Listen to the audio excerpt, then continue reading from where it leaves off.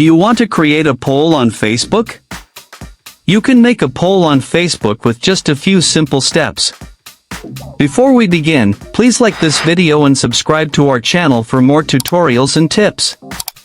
I've also included some helpful tools and apps in the description, so be sure to check them out. To create a poll on a Facebook post, first, open the Facebook app on your mobile device and log into your account. Once you are on Facebook, tap on the What's on Your Mind box at the top of the newsfeed. Now a new screen appears.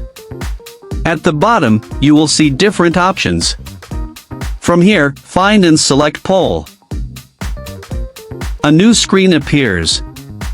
Add your poll question in the Ask a Question box. Now, add options one by one for your poll. You can add a maximum of 7 options for the poll. At the bottom, you will see Allow people to choose multiple options. You can enable or disable this as per your need. Once completed, tap on Done. Now, enter some text or a caption related to your poll, and lastly, tap the Post button at the top right of the screen.